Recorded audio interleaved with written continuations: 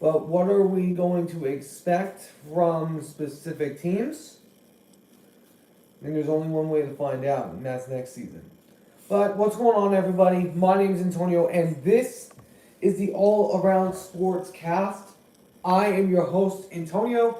Today, we are going over all 32 of the NFL teams entering into the offseason. So, we're going to be going over each of the individual teams from the NFL.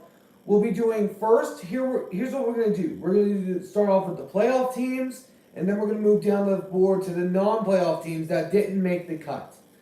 And then near the end of the show, I'll be going over my top 5 AFC and NFC sleeper teams near the end of the show. I haven't wrote it down yet on the board.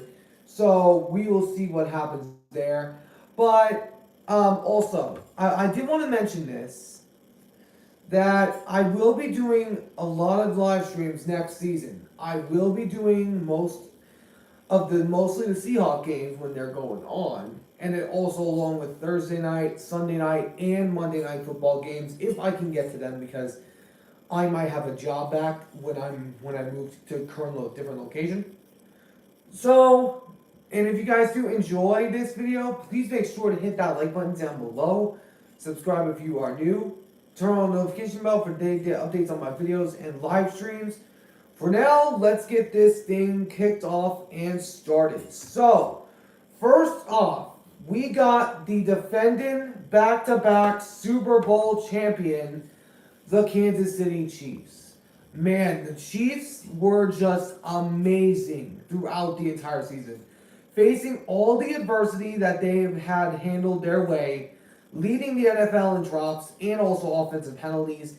This has honestly been an amazing season for Kansas City, facing all the doubt and all the critics on all the drop passes and penalties. And now they're seeking to do something that no NFL team has ever done, a three-peat. No team in NFL history has been able to get that job done. But the question is, can they go back to back to back and complete the first ever three-peat? I'm going to say maybe, just because it's never been done.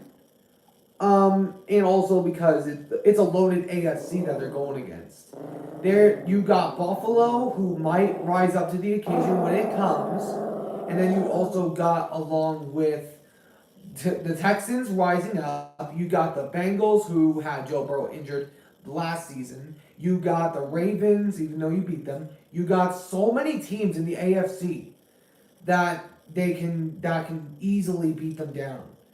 And I mean, sure, the Chiefs are good, but it's never been done. It is very hard to pull a three-peat. Just ask Michael Jordan in the Chicago Bulls, who pulled it off twice. And I'm shifting over to the NBA here for a second, because Michael Jordan was probably the only player of that time to go to 2 three-peats. And Mahomes is looking to become the first NFL player to lead them to that. Now, if he were to do that, that would be amazing if he could do that. Because, as we all know, after Brady won his 3 rings, he went on the next decade to not win a single Super Bowl. But it will be interesting to see the Kansas City Chiefs going in to next season. I do have them as one of the favorites winning the Super Bowl. I do have them as one of the favorites.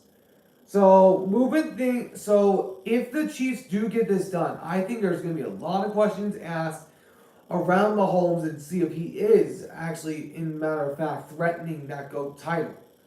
But now moving things down to the 49ers, who lose in the Super Bowl again.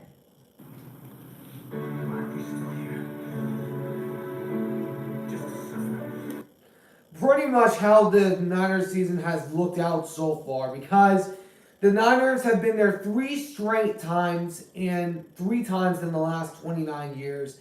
The Niners have just not been able to come back with the job.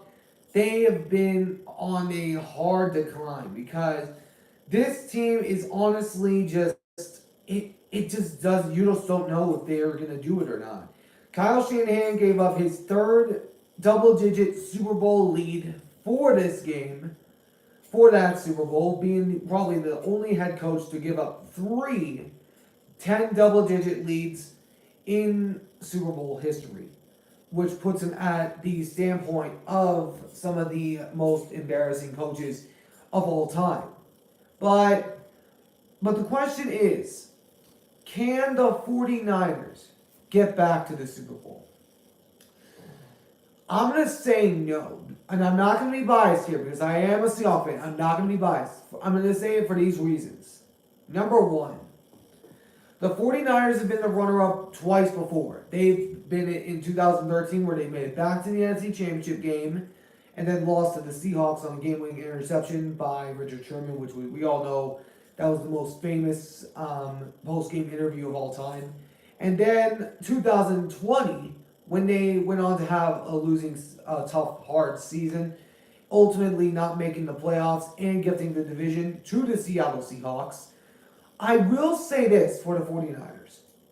You got loads of defensive talents on the 49ers. You got Bosa, you got Warner, you got Jair Brown, which Chase Young, I'm not sure if he's going to stay with the team next year because you can't pay Bosa and Young big money at the same time. So I do see that as a potential look at during this offseason. And then you also got their offense, Purdy, which I will admit, he played a really good game this Super Bowl. He played a really good game. I will give him the respect for that. But this team has not been able to finish the job for 29 to 30 years. This team has had the hardest time of going to the Super Bowl and trying to come back with it. They've been there 3 times since 1995. And they haven't been able to come back with it still. Now, the talent is there. I will say that. The talent is there. But if we look at this Niners team, they've just, there's loads of teams rising up in the NFC that could potentially threaten them. In your division, you got the Rams and the Seahawks. You got the Lions, you got the Packers, you got the Cowboys, who you guys always beat down. And then also along with the Eagles if they do renew themselves back in next season. But my point is, the Niners, I wouldn't sleep on them just yet.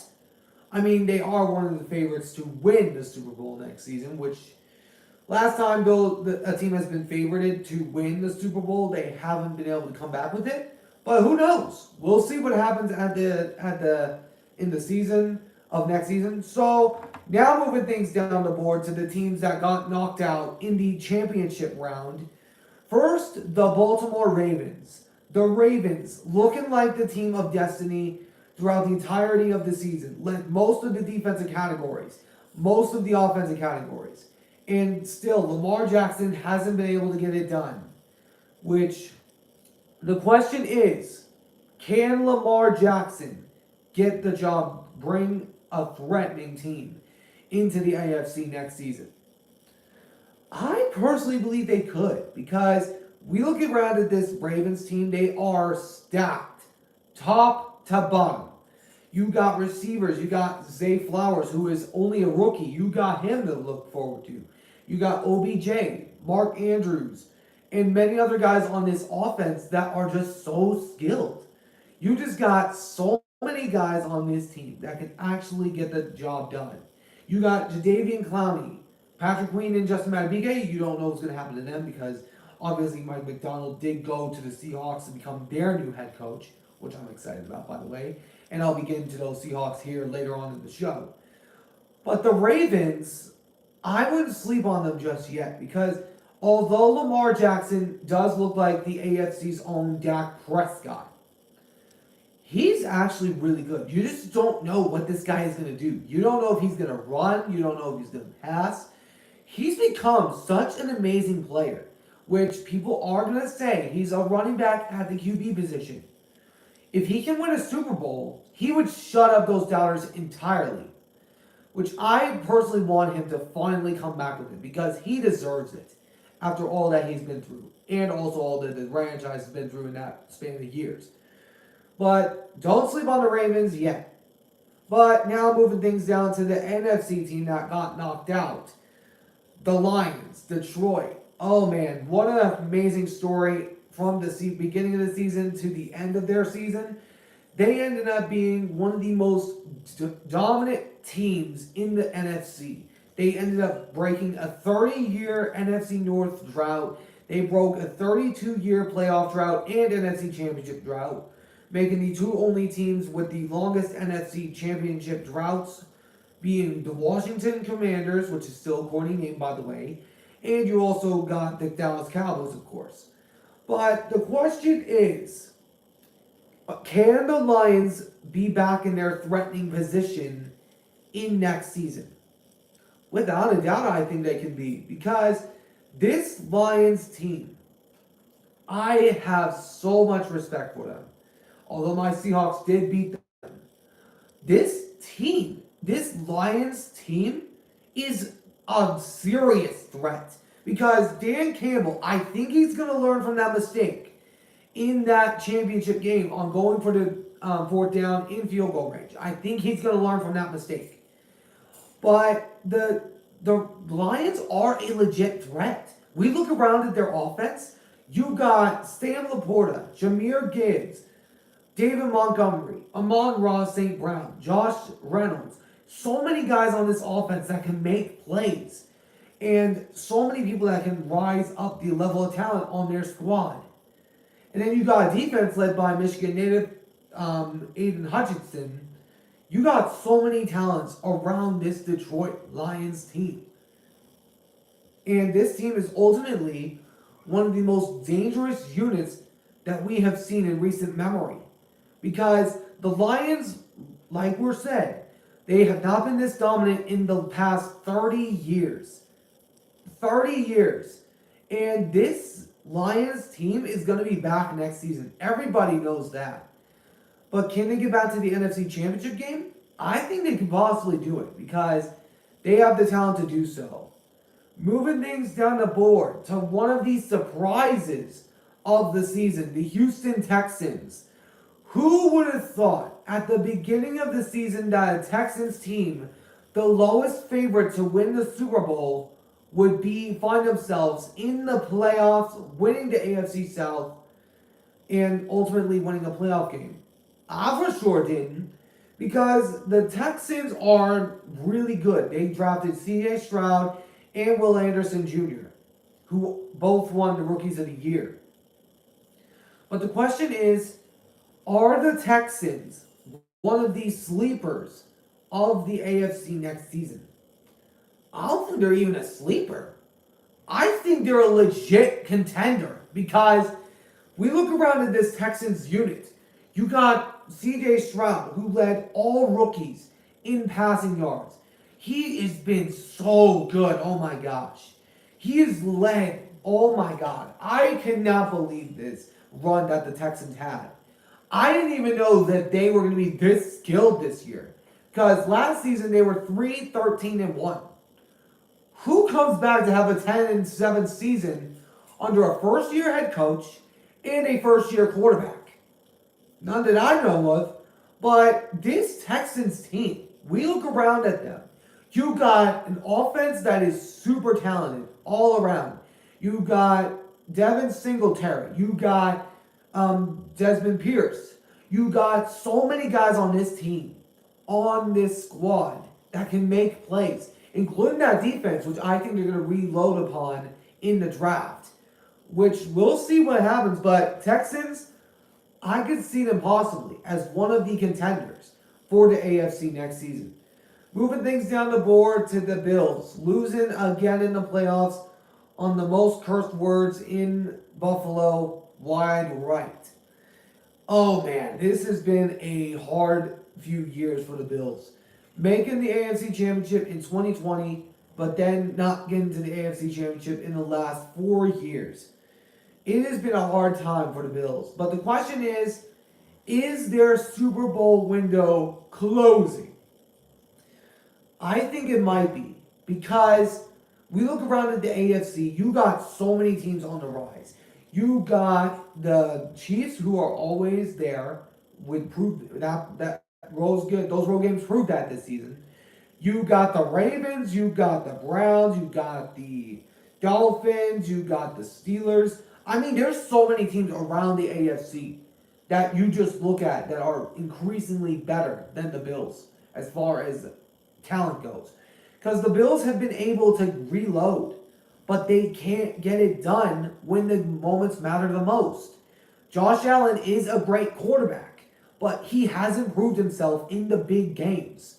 Sure, he led them to an AFC championship game, but he hasn't led them to a Super Bowl appearance yet.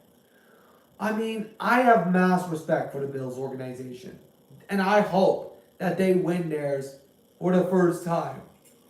Excuse me. I personally believe the Bills' window is closing, but I would be happy if I was wrong. Moving things down the board to the other AFC team that got beat down. Moving things down to the other NFC team that got knocked out of the playoffs, which I don't think a lot of us expected to get this far. The Green Bay Packers. The Packers, the first year without the bad man in Aaron Rodgers, making the playoffs and absolutely laying down the floor with the Dallas Cowboys. And then almost beating the 49ers in the NFC divisional round. Which, that was actually a close one that I did not expect coming. But this team is legit. But the question is, are the Green Bay Packers a threat in the NFC next season? I think they can be, because we look at them this season, they got first year and second year receivers. They just got one of the youngest receiver cores in the NFL this season. And they were able to come into the playoffs, get the experience, and they were able to do what they needed to do. They had so much going their way. They were able to make the playoffs, they were able to make a push, and ultimately they had a better chance at beating the Cowboys than the Seahawks would. But this Packers team is going to be dangerous next season. And I see them as one of the NFC contenders. Ooh, excuse me. Moving things down the board to the Tampa Bay Buccaneers, who we thought that they were going to be last place in their division. Heck no, we were all wrong, because Tampa Bay moved up the board because of Baker Mayfield. Mayfield absolutely had a career year on record. He had 28 touchdown passes and only 8 interceptions, which is probably the best time record ratio of touchdowns and interceptions that he has had in his career. But the question is, should the Bucs keep Baker Mayfield? I think they should, because we look at Baker. He is already shown up in the big moments. He's already won 2 playoff games. One with the Cleveland Browns and one with the Tampa Bay Buccaneers. The talent's there with this young man. And he has the ability to bring this team back from the ashes. Which he had actually better stats than the GOAT. Than Tom Brady. When he was there last season. His stats were full on better than Tom Brady's. The win record, the touchdown ratio, everything of Baker Mayfield was just there for this team. It was just right there. And I don't think any of us, including myself, expected the Buccaneers to be in this position. Which I honestly believe they are a rising threat. Although they do play in one of the weakest divisions in the NFL. But we'll see what happens. But I wouldn't sleep on the Buccaneers. Moving things down the board to another surprise, the Cleveland Browns. Who would have thought they made the playoffs after losing Deshaun Watson and getting Joe Flacco in there? I for sure didn't, because this Browns team has the talent. But the question is, are they a playoff contender with Deshaun Watson?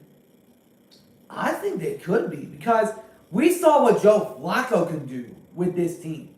We saw what Joe Flacco could do, which we have not heard of him as a full-time starter in a decade? Which I don't think anybody of us expected this. Joe Flacco to be sitting on the couch a few weeks ago to bring this team into the playoffs and almost beat the Texans. I think that this Cleveland Brown team is going to be a threat next season because Nick Chubb, he's going to be back. Deshaun Watson, he's going to be back. There's so many people on this team that are going to be back next season. And the Cleveland Browns, I see them ahead of the Steelers as far as talent-wise goes. But moving things down the board to Miami, the Miami Dolphins. The Dolphins having a heck of a year, but ultimately couldn't get the job done in the playoffs. And the question is Miami a true contender? I don't think they are, because if you're Tua, you got to be able to play in those weather conditions. It was -5 in Kansas City. You need to perform when you're in those cold weather situations. You need to perform. And the fact is, he hasn't shown that he can win in the cold. He has not won in cold weather games. And this ultimately showed that. And I was one of the people that had Miami as one of the legit contenders. But this team hasn't ultimately lived up to the expectations. Tua and Tyreek have not lived up to the expectations ultimately. Ever since Tyreek Hill got there, their offense has been better. But Tua cannot get it done. He just can't get it done in cold weather conditions. He needs to be able to face the elements. And like the old saying goes, you gotta beat the man to be the man. And that they haven't done that yet. So, Dolphins, I don't see them as a real threat next season. Just from my personal perspective on their play. Moving things down the board to the 7th seed of the AFC. The Pittsburgh Steelers. A team that we didn't think would be in this position at all after their Week 17 win against my Seahawks. The Steelers, the question is, should this team look at a different quarterback other than the ones that they have in their locker room? I think they ultimately should, because Mason Rudolph, he is a good starting quarterback.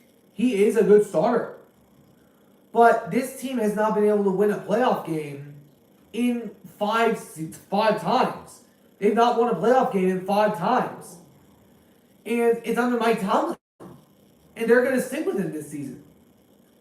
And still, he hasn't had a losing season. But the main thing, if you're a Steeler, is to win a championship. Not to have a winning season. To win a championship. That's what this franchise is built around.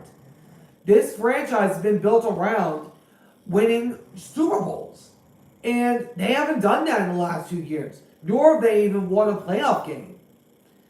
But this Steelers team, I think they should legit looking at a different quarterback. And according to rumors I have heard, one of the top candidates of being in a via trade is Russell Wilson. Now, I think this would be a good, interesting situation. Because the Steelers, we look at their offense. You already got George Pickens. You already got Dante Johnson, which some of the receivers actually didn't make a tackle when they lost a fumble, for crying out loud, which that is legit out of the question. But they also released Mitch Trubisky, who couldn't make a dang accurate pass, for crying out loud. And then also, you still got Kenny Pickett and Mason Rudolph. You gotta have some extra competition in that quarterback locker room. You gotta have extra competition. If we look at the quarterbacks, Mason Rudolph, he led the team ultimately to the playoffs. But he's not the long-term solution. They need a young quarterback. And the fact is, they aren't going to get it this year. Because they're so low in the draft. They aren't even top 30. And this Kenny Pickett guy, I mean, sure, he has been a great player when he has started. But the ultimate thing is, that this Kenny Pickett has not shown himself yet. We still don't know what this man is capable of. He's still a young man. And also, you still got a defense that is still a top 10 defense in the least, with TJ Watt leading the charge. But this Steelers team is not a true contender because they just have not won those close games. But enough about the Steelers. So moving things down the board to the Philadelphia Eagles. One of the mid-season collapses of the season, the Philadelphia Eagles. The Eagles, at the beginning of the season, they were 10-1 going into the Week 12 matchup against Week 13 matchup against the 49ers. They ultimately lost 42-13, and then would go on to have a 1-6 record, including the playoff game, including one of the losses to my Seahawks. But the question is, should the Eagles be considered as a favorite next season? No, the Eagles are not favorites. Because you lose to the Giants and the Cardinals in your last 2 games of the season. How do you lose those 2 games? To losing record teams. How? Because the Eagles, they were looking like that top 10 team. And then ultimately lost to the Seahawks, which I am still shocked about. Which the Eagles have had the talent. And ultimately, it was their coordinators going that caused this downfall. Because they had these close games all season long that they've ultimately almost come away with. And the fact is, they were just diminished. And now you got Jason Kelce retiring. Which, he will ultimately go down as one of the greatest centers in the history of the game. But I just don't see the Eagles as a threat next season unless things change dramatically. But moving things down the board to the Rams, the Los Angeles Rams. After losing in the first round to their former quarterback, Jared Goff, they have ultimately become one of the toughest teams in the NFC. But the question is, can the Rams get back to the playoff next season? Well, obviously they can, because this season they were expected not to make the playoffs. And they made it. And I never, as a Seahawks fan, never underestimate this team. Because you got defense in Aaron Donald, who is a star, by the way, who probably one of the greatest defensive players who ever lived. Because he has the ring, and he has the 3 Defensive Player of the Year awards. And you got a quarterback in Matthew Stafford, who is going to be a threat next season, obviously. And the Rams are, and Puka Nacua, do not even get me started about that guy. He is an ultimate powerhouse. Being a 5th round pick and having a career season that he had, who's ever done that before? I didn't even know the name of Puka Nacua until I saw his name popping up around all over the place. This man, Puka Nacua, is probably a number 2 receiver in the least because of what he did last season. But this Rams team is going to be back next season. And moving to the last of the playoff teams. Probably America's biggest joke on record. The Dallas Cowboys. Losing in the wild card round again. Ultimately losing that game, but being blown out by the Green Bay Packers. Out of all people, without the bad man even there.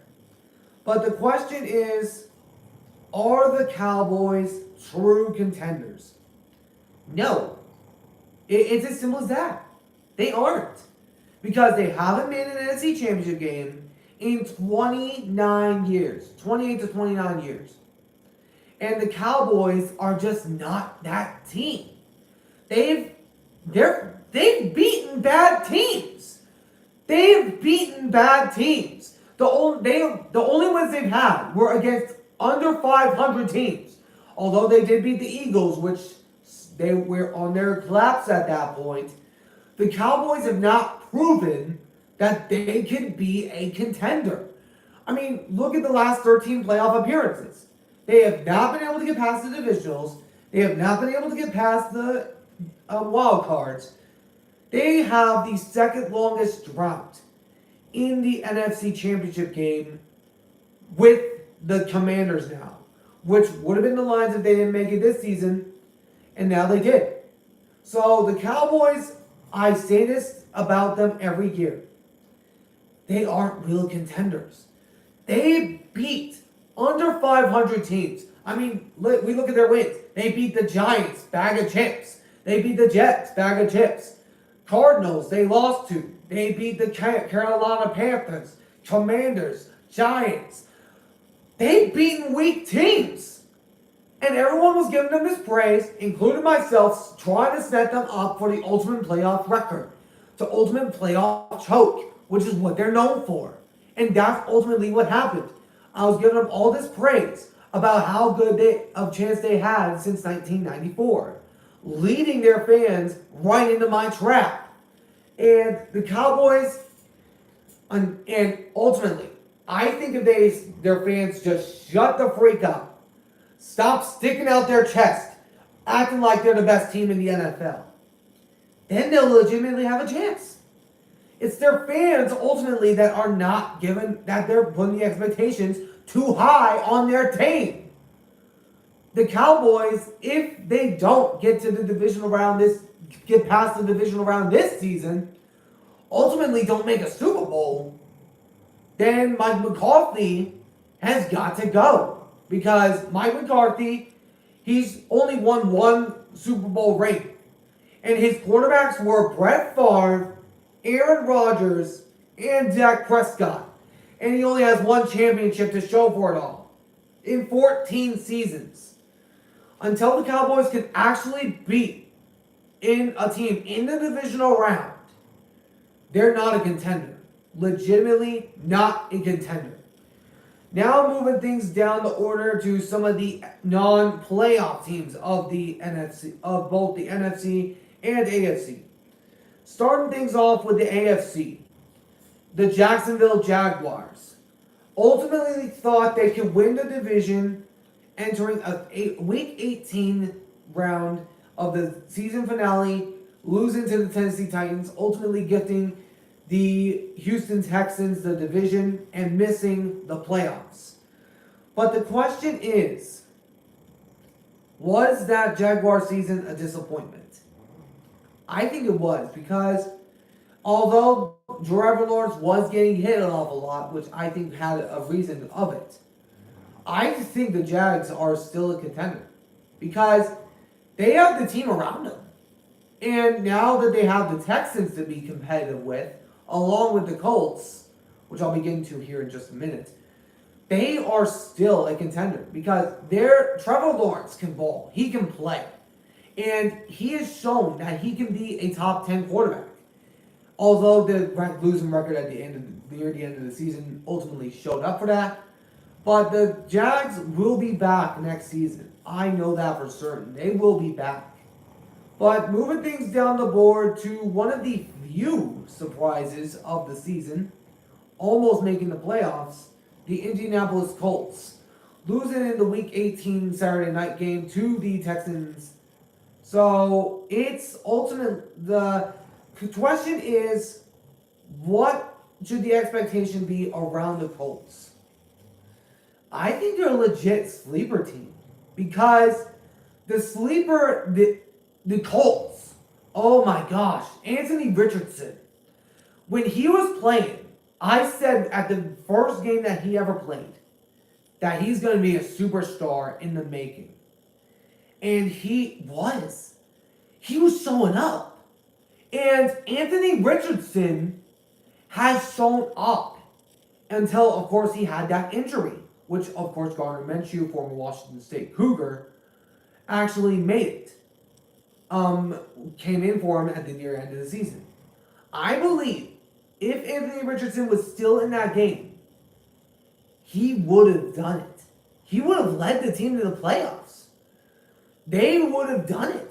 because I think that this team is going to be one of the few sleeper teams of the AFC next season. Because this Colts team has been one of the top teams in the National Football League. And they are, they're taking a nap right now. They're right now taking a nap. But back to the Colts. The Colts are, I believe they can be a threat next season. You look around at their team. You got the offensive weapons to do it. You got Michael Pittman Jr., who you need to re-sign this season because he's a free agent right now. And you also got loads of other guys on this team. You got Jonathan Taylor. And one of the things I think that they should ultimately try to go after, just my personal perspective, is another wide receiver. We look around at the receiver. I've looked at some of the receivers of this upcoming draft. And there's a few options that I could see the Colts ultimately trying to go after to add another weapon to Anthony Richardson. And I think that weapon, I've seen a lot of comparisons to this guy, to Deebo Samuel, is Xavier Legay. Xavier Legay, he is a wide receiver for South Carolina. Oh, hold on. I'll get to your question here in just a minute. Xavier Legay is a receiver at South Carolina. Oh my God. I have seen his highlights. Oh, he is so dangerous, my gosh. If they give Xavier Legay, oh man, this team would be dangerous right off the bat because Deebo Samuel actually went to South Carolina, and Xavier Legay has actually been compared to Deebo Samuel, former player at South Carolina, which this team is going to be a dangerous team next season, without a doubt. All right, let me get back to that comment that I saw in here. What are your thoughts about the Chiefs for next season? I went over it at the beginning of the show, but I will go over it again. The Chiefs, they're slim. Their chances of pulling a three-peat are slim. But I'm not saying they're fully out. It's just never been done before. It's never happened. We look at the NFL history books. A three-peat has never happened. And there's loads of other AFC teams in that conference that are rising. Colts being one of them, and the Texans, and then also along with the Ravens, the Browns, Bills, maybe if they can finally beat them, and then also along with the Steelers. The Chiefs. I will hand it to them. They are amazing on their side of the ball, but a three-peat is ultimately never happened. So. This team has the chance to pull something that has never been done. But this team has a chance to if they can re-sign Chris Jones and L'Jarius Sneed. But moving things down the board to the Tennessee Titans. After a hard season in the AFC South, losing their coach Mike Vrabel, which I still was a stupid fire by the way. They are now one of the lowest favorites to win the AFC South next season. But the question is, under new head coach Callahan, are the Titans maybe a potential sleeper? I'm honestly not sure because we look at this team. They have a rookie quarterback that just popped in out of nowhere this past season. Will Levis. I've said he is an amazing player. Do you know of a quarterback that has led a team back in 3 minutes, 14 down? I've never heard of that. I was surprised when this happened, and I actually went to bed before that game was actually over, and I woke up the next morning like, what the freak just happened? Will Levis has that talent. He's got that talent, and if they can build around him, he can ultimately be a good quarterback in the AFC South. But moving things down the board to another South team of the NFC, the New Orleans Saints. The Saints having a down year with first-year quarterback at their helm, former Raiders quarterback Derek Carr. But the question is, should the Saints go after a quarterback? They have the number 14th overall pick.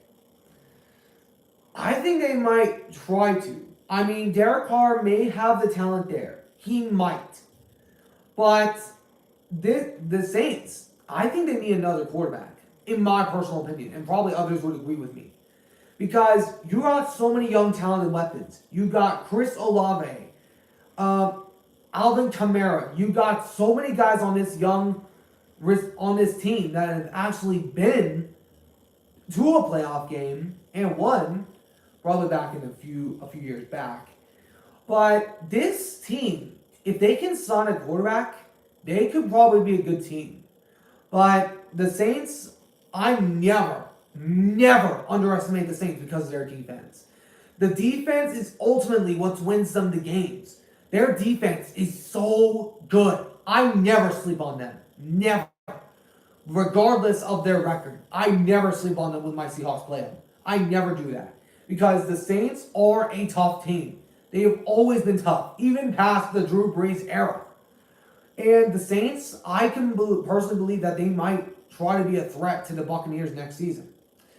Moving things down the board to one of the disappointments this season, also of the South, the Carolina Panthers.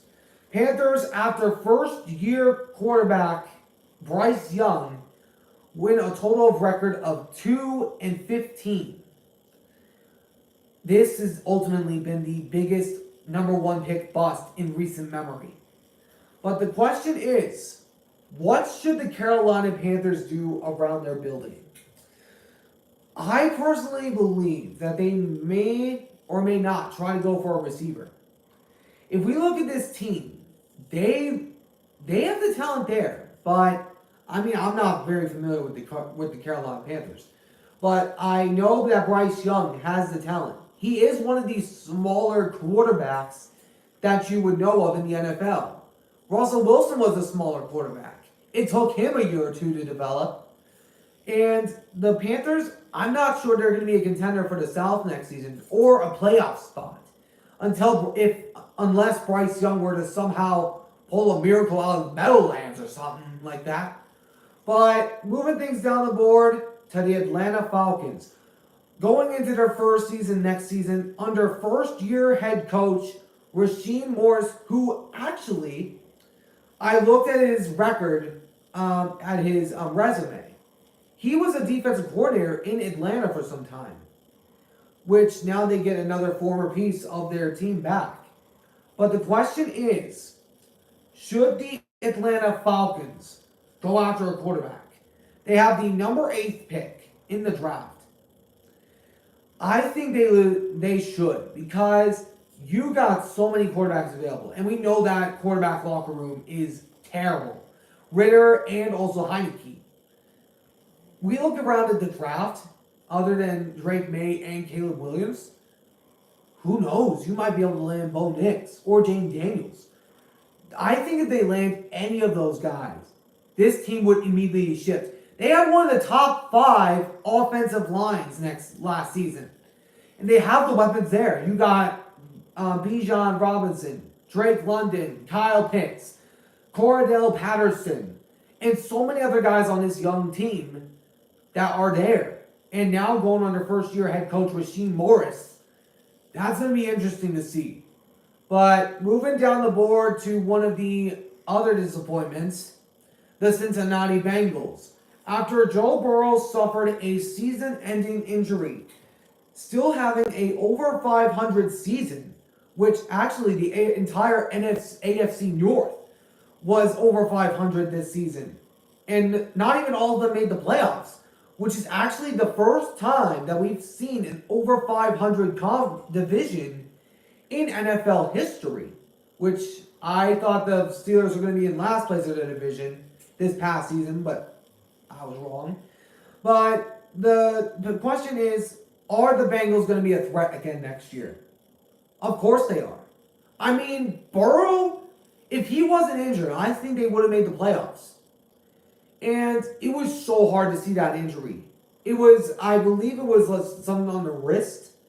I believe it was like a wrist fracture or something torn in there. But Joe Burrow, he's the only quarterback to beat Mahomes in the playoffs, other than Tom Brady, who's now retired. If there's any threat to the Chiefs, it's the Cincinnati Bengals. Because they have the talent there. You got the receiver core to do it. You got the defense. You got everything to do it. And if this Bengals team can build around some of the missing pieces in the draft, they could be a threat next season. Moving things down the board to another North team, the Minnesota Vikings. After having Kirk Cousins suffer a injury last season, a torn Achilles, they ultimately ended up missing the playoffs after having one of their best seasons on record last season, winning the North last season. Not this past season, but the season before that. But the question is, should the Minnesota Vikings keep Kirk Cousins, or should they go after a young guy?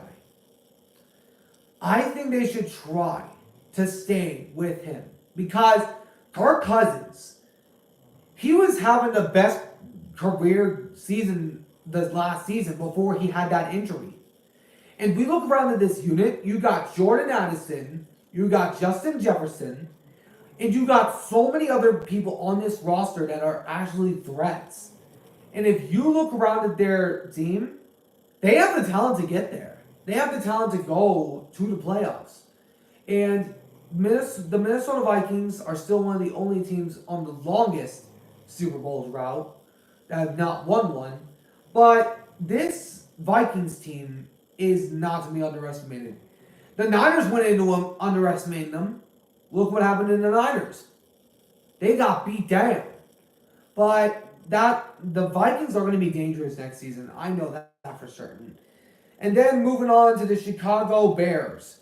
Almost beating the Green Bay Packers in their regular season finale.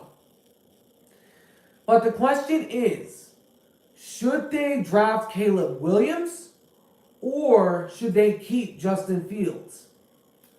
I personally think that they should keep Justin Fields, because people are saying his record is what stands out.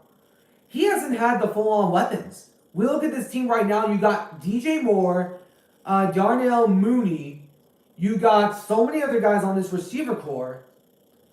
I have said to many people I talk to that are Bears fans, I have said that he's only a Brock Bowers or a Marvin Harrison Jr. away from being a top 15 quarterback at the least. Because the defense showed up in the last season. They had probably one of the best defenses on record last season. Although they didn't make the playoffs, this team is going to be one of the few sleeper teams, in my opinion, next season. But moving things down the board to the Jets.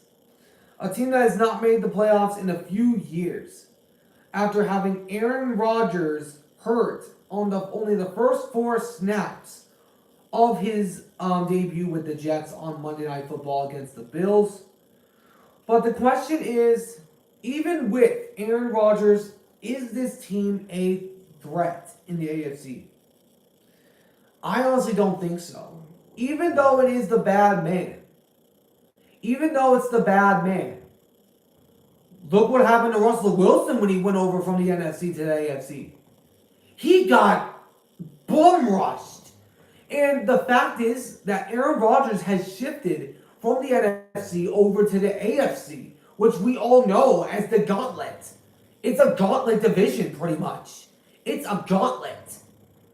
And the Jets, I will say this, they have the defense, a championship level defense.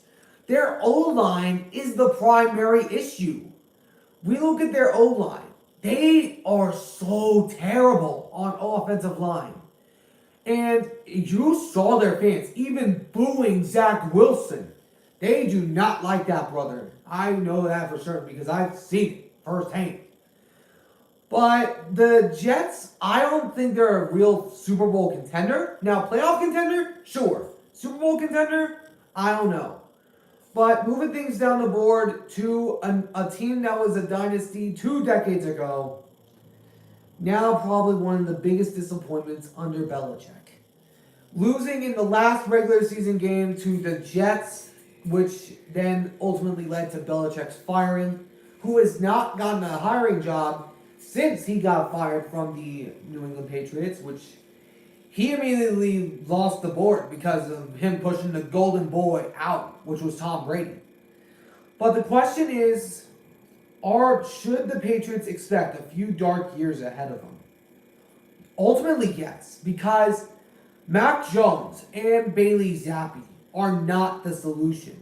And we look at this unit, you got Ezekiel Elliott, Juju Smith-Schuster, and a few other guys.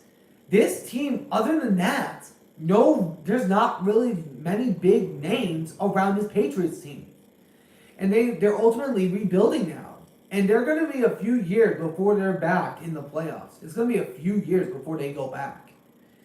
Moving things down to the other side of the NFC, of the East, in the NFC. The New York Giants, which we all know. One of the funny things I get when I hear this phrase is the Madagascar 1. In Madagascar 1, the lemurs are introduced to Alex and other guys, and they say, "All hail the New York Giants," and then they chant New York Giants. I'm sorry, I grew up watching that as a kid, and every time I hear the word about the New York Giants, it makes me think about the Madagascar 1. It makes me think about that movie. But enough about that. The Giants. The question is, should they stick with Daniel Jones, or should they go after a young quarterback at number 6? I think they should, because Daniel Jones, he had a career year a year ago, but he's ultimately not led this team on any big runs. And Eli Manning ran this team on big runs. I wasn't watching the NFL back in that time, but I've seen his highlights. But the Giants, if there is a quarterback that I am looking at in this draft that they could go after, I would probably have to say it's Jaden Daniels. Because Daniels is a great quarterback. He's shown up in LSU. And if they get him and ultimately pair him with maybe Malik Neighbors, that would be an interesting pair. Which I'm not sure if the Giants are going to be contenders if they do draft a quarterback, but it will for certainly change things around. Moving things down to the nation's capital, the Commanders, which is still a corny name, by the way. The Washington Commanders, after having a down year, have fired Ron Rivera as their head coach, moving on from him, ultimately hiring Dan Quinn as their new head coach, which we all know how that ended up for him in Atlanta.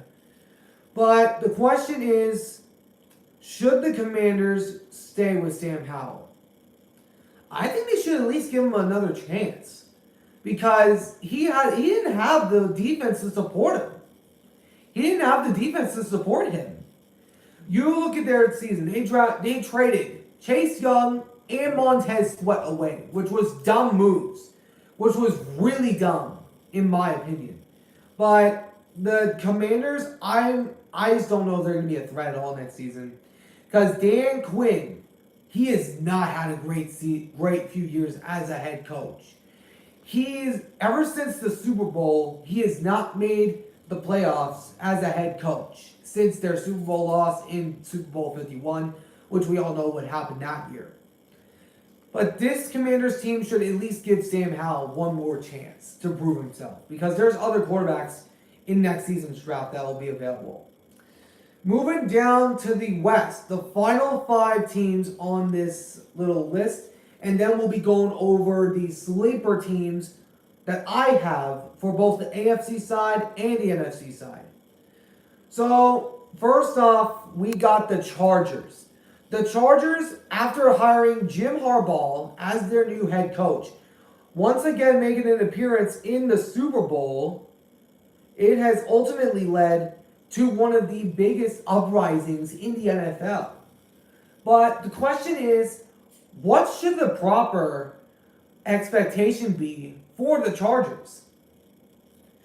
I would probably say their highest expectation would probably be for fighting for second place of the AFC West. Because we all know nobody's going to get past Kansas City. We all know that. But the Chargers, Jim Harbaugh has been in an AFC in a Super Bowl before, of course, against his brother in Jim Harbaugh when he was with the Niners. In John Harbaugh, my bad. But the Chargers, they might be one of the few sleeper teams of the next season.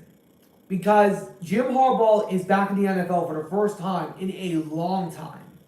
He's been trying to get back there, and now he has. Which I was hoping that the Seahawks would hire him just to tick off 49er fans. But it's going to be an interesting year for the Chargers next season. But now moving things down the board to the Raiders. The Las Vegas Raiders.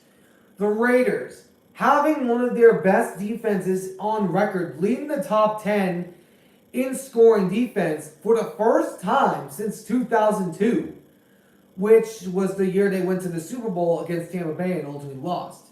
But the question is, should the Raiders be a sleeper team of the AFC? I think they should, because this team has been amazing. Ever since Antonio Pierce became their head coach, look what happened. He has become a massive head coach. He is 5-4 as a head coach, which is not appealing in first start, but that's the best record scenario for a 5-4 team in that span. And they beat the Chiefs, which I think ultimately led them to be hired. But this Raiders team is going to be back next season. And maybe as a sleeper. We don't know. But now moving things down to the Broncos. Having one of the top picks in this year's next draft, which we will be doing live streams on the draft of draft day. So, the Broncos. Ever since the Russell Wilson trade, they've had back-to-back losing seasons.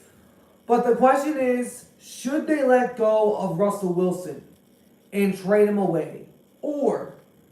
And get a new quarterback, or should they stick with him? I think they legitimately need to trade him to the Steelers, because the Broncos have had their share of Russell Wilson, and ultimately have him signed through 2024, and which was the biggest mistake you could ever make as a Bronco after what happened week 1 of the first day of the trade, which we all know how that ended, pretty much. The Broncos, I don't see them as a threat in any given time. Sean Payton was even ticked off at him. He was even yelling in his face. He was yelling in Russell Wilson's face during the Detroit Lions game. Which that shows you that Sean Payton does not want Russell Wilson as their quarterback. So the Broncos are going to be, I'm thinking they're going to be last place of the division as an early prediction before a few weeks prior to next season. But moving down to the final two teams, first up on the last two, the Arizona Cardinals. After getting Kyler Murray back at the end of the season, near the end of the season, they ultimately went on a run to beat the Steelers and a few other teams as well, including almost beating my Seahawks in the final week of the regular season. But the question is, should the Cardinals what should the Cardinals draft? I've been looking at this back and forth. I've been looking at their team back and forth. And I think they ultimately need to get another receiver. Because you already got Marquise Hollywood Brown. You got him. Who else do you have other than that? And ultimately, I think they could go after Marvin Harrison Jr. I think they could. Unless Chicago drafts him. But this would be an amazing season for the Cardinals. But Kyler Murray is going to be back next season, which we don't know what to expect from Kyler Murray these days. Having a playoff appearance 2 years ago and then missing the playoffs this time. But now, gotta save the best for last. You got the Seattle Seahawks. I saved the best for last. The Seahawks, after hiring Mike McDonald as their new head coach, are looking into the next season maybe with an advantage over the Niners because of their recent Super Bowl loss. And also after firing their defensive coordinator, which was a stupid move in my opinion for the 49ers. After getting new staff members around the board. New assistant coach in Leslie Frazier. New special team coach in Harbaugh. Not that Harbaugh, Jay Harbaugh. Also along with offensive coordinator Ryan Grubb, O-line coach Scott Huff, and then defensive coordinator Andre Arad. I don't know how to pronounce his name from vocals, but I know it's a Cowboy D-line coach that we hired as a DC. And then we also hired a running back coach from the Raiders, and then also along with a quarterback coach just recently. But the question is, should the Seahawks maybe be a terrifying threat for next season? I think they might. And I'm not saying this just because I'm a Seahawks fan. I'm not saying it because I'm a Seahawks fan. We look at this Seahawks team. What has Mike McDonald done in the past? He revived Justin Madubuike, Patrick Queen, and Jadeveon Clowney's careers while turning Kyle Hamilton into a superstar. Oh, just look at the talent on this young defense. Just look at the young talent. You got a young secondary that is so prime and young. You got Devin Witherspoon, Tariq Woolen. You got Kobe Bryant, not the Black Mamba Laker Kobe Bryant, Seahawks Kobe Bryant, which I'm probably gonna nickname him the Black Mamba for the Seahawks, but not about that. Also along with Quandre Diggs and also Julian Love, and then also along with their linebacker room, you got Bobby and Jordan Brooks if they do come back, which I hope they do, and then also along with Boye Mafe. Oh, Mafe is a beast. I want him to be back next season. And then also along with Leonard Williams, if we can re-sign him, which we're currently in talks with him right now. And then also along with other D-line edge rushers. And also Uchenna Nwosu, who was injured, which I think was the ultimate cause of the rushing defense plummeting. But I have looked top to bottom of some of the top eligibles in the draft for some of these Seahawk edge rushers, because ultimately the edge rushing situation is a primary key focus for the Seahawks this season.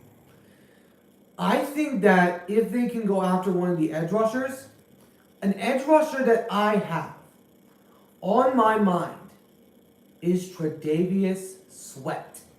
Tre'Davious Sweat is a defensive lineman at Texas. And he has ultimately snuffed out people. And then also along with like Dallas Turner and some other guys. I will be doing mock drafts on the Seahawks throughout the offseason before the draft. But if we look at the offense, the talent's there on offense. You got the weapons to do it. You got weapons. You got JSN, Jake Bobo if they start using him more. You got DK Metcalf, Tyler Lockett, Zach Charbonnet, K9. Will Disley, Noah Fant, and Colby Parkinson. Now, Geno Smith, I don't think he's the ultimate solution for this team. But just look, Ryan Grubb and Scott Huff have worked with Michael Penix Jr. in Washington when they were ultimately led on that national championship drive, on that national championship run. Imagine if he came to Seattle. What if this was all a setup to get Michael Penix Jr.? It would be a match made in heaven, in my personal opinion. Oh, so Robbie's taking a nap right now. But this team has the talent to do it. It's going to be a whole different team next season. New play calling, new defense, new offense. It's going to be a new set of team. Because we don't know what's going to happen with this team. We don't know what to expect from the Seahawks team this season. I, for one, am excited to see what we can do. I mean, sure, I'm not expecting to win the West ahead of the 49ers. But it's at least a rise. Because it's past the Pete Carroll era, which we were a predictable offense. And Ryan Grubb, he has led this type of air raid type of offense. And also run game. Look at the weapons that they have. Well, look at the weapons that the Seahawks have. They have so many young, talented weapons on their team. You got Zach Charbonnet and Kenneth Walker that are good runners. And you also got a good receiver core. You got DK, Tyler Lockett, JSN, and Jake Bobo if they start using him more. And then also along with the tight ends. But this team is going to be different next season. I, for one, don't know what to expect from them. I'm at least expecting second place, right behind them for the division. Now, if we did win the division, I would be surprised. I would be surprised wholeheartedly if we did win the division. But it's going to be a hard-fought season next season. But that's all the 32 NFL teams. I am going to be going over the AFC and NFC sleeper teams here right now. So, I have the list here. I'm not going to use the whiteboard this time. So, for each, I'm going to be listing each of the sleeper teams that I have from 5 to 1 for each side. So, first up, for both the AFC and NFC sleeper teams at number 5. At number 5, I got, what are your thoughts on the Panthers next year? I mean, I'm not expecting them to make the playoffs, but I am expecting them to maybe improve because it's going to take Bryce Young at least a year or two to get himself occupied with this team. But back to the list. So first off, at number 5 for each of the conferences, for the AFC is the Las Vegas Raiders. For the NFC, it's the Minnesota Vikings. Why? Because the Raiders have a new coaching staff, led top 10 in scoring defense last season for the first time since 2002. And also were one of the toughest teams and also ultimately beat the Chiefs last year.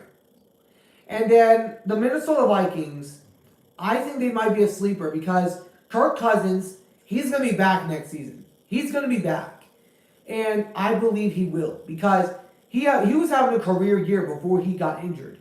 And I think that this Vikings team is ultimately going to be one of the few sleepers in the NFC. Moving down to number 4 of each of these sides. For the AFC is the Cleveland Browns. For the NFC is the New Orleans Saints. Now why? Cleveland. Deshaun Watson was injured. And Joe Flacco ultimately came in for him. Imagine what this team would have looked like if Deshaun Watson would have played. Because people forget that he was an MVP candidate a few years ago in Houston. And this team is getting into their prime form in their passing game. And you're going to have Nick Chubb back next year. Now for the Saints, they're always a sleeper team because of their defense. Their defense is ultimately what's won them ball games. But it's going to be an interesting year next season for this type of span. Moving things down to number 3 of each of the conferences. At number 3 for each of the sides is the Colts for the AFC and the Tampa Bay Buccaneers at number 3 for the NFC. The Colts have Anthony Richardson next season. If he stays healthy, this team could be an ultimate threat. You got Michael Pittman Jr., who you need to re-sign back immediately. And then you also got Jonathan Taylor, and maybe go and get another receiver in the draft. Who knows what you can become. And then Tampa Bay. Tampa Bay, Baker Mayfield had the better stats than the GOAT, Tom Brady. He had better stats in Tampa Bay than Tom Brady did last season. So I think that's going to be an ultimate factor in this next season. Moving down to number 2 of each of the 2 categories. For the AFC is the Houston Texans. For the NFC, it's the Chicago Bears. The Texans, moving to the divisional round, have not gone past the divisional round in their history, but this team has the talent to do so. If they can build around Stroud, they can ultimately be one of the toughest units in football. As for the Bears, if you stick with Pittman, if you stick with Fields, that would be fine. If you do go after Caleb Williams, that would be even better. But we'll see what happens with these 2 sides. But number 1 for each of these two sides is the Los Angeles Chargers for the AFC and the Seattle Seahawks for the NFC. The Chargers, Jim Harbaugh is back in the NFL, and we know what he can do with a team that has ultimately been down at the bottom for a few years. But this Chargers team is going to be back with something to prove. They are going to have a really good season. I believe they're going to be fighting for the second place in their division next year. And then the Seahawks. You got so many young, talented weapons. Who knows? This team could be terrifying next season. This team could be a legit threat because they have young, talented. They're a fresh new start. They're a fresh new off the old block. And this team is going to be back. So for the NFC is number 1, Seattle, number 2, Chicago, number 3, Tampa Bay, number 4, New Orleans, and number 5, Minnesota Vikings. And then the AFC, number 1, the Los Angeles Chargers, number 2, the Houston Texans, number 3, Indianapolis Colts, and number 4, the Cleveland Browns, and number 5, the Raiders of Las Vegas. But that's ultimately all that I have for today. So hopefully you guys enjoyed this little special edition live stream. I will be doing the live stream of the draft when it comes that time for the draft, which is only 2 months away. And then also be doing previews of potential mock drafts for the Seattle Seahawks all off season. So we'll see what happens in the ultimately of the NFL season next year. And this is early. This is really early. But I will be going over it again a few months before the next season. So for now, I'm going to end this right here. I hope you guys enjoyed this video. If you did, please make sure to hit that like button down below. Subscribe if you're new. Turn on the notification bell for day-to-day updates on my videos and live streams. I'll see you all next season. Until then, I'll catch you all in the next one. So long for now.